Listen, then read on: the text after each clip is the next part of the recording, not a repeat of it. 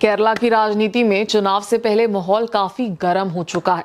नेताओं के बीच आरोप प्रत्यारोप का दौर तेज हो गया है और अब इस सियासी लड़ाई में बड़े नाम आमने सामने हैं।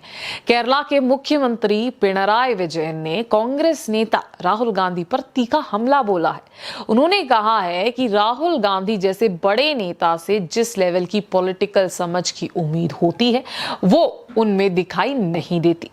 दरअसल राहुल गांधी ने हाल ही में आरोप लगाया था कि केरला में सत्तारूढ़ पार्टी सीपीआईएम और बीजेपी के बीच अंदर ही अंदर समझ बनी हुई है। उनका कहना था कि मुख्यमंत्री से जुड़े भ्रष्टाचार के मामलों में कोई ठोस कार्रवाई नहीं होना इस बात की तरफ इशारा करता है।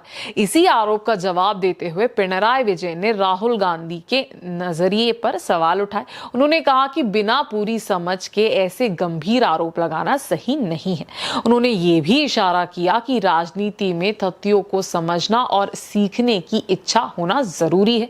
अपने बयान में पिनराई विजयन ने दिल्ली के एक पुराने मामले का भी जिक्र किया। उन्होंने कहा कि जब अरविंद केजरीवाल के खिलाफ एक्साइज पॉलिसी केस में कार्रवाई की मांग हो रही थी तब कई नेता उनके खिलाफ थे, लेकिन बाद में अदालत से राहत मिलने के बाद स्थिति बदल गई। ऐसे में क्या पहले की मांगों पर भी सवाल नहीं उठना चाहिए?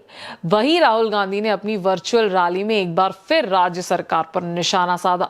उन्होंने कहा कि केरला में सत्ताधारी गठबंधन और बीजेपी दोनों ही जवाबदेही से बचते नजर आते हैं। साथ ही उन्होंने ये भी आरोप लगाया कि राज्य में युवाओं के लिए रोजगार के मौके कम हो रहे हैं और भर्ती प्रक्रिया को लेकर भी सवाल खड़े हो रहे हैं। केरला में चुनाव नजदीक है, ऐसे में नेताओं के बीच जुबान जंग और तेज होती जा रही है। आने वाले दिनों में ये सियासी टकराव और भी बढ़ सकता है, जिसका सीधा असर चुनावी माहौल पर देखने को मिलेगा।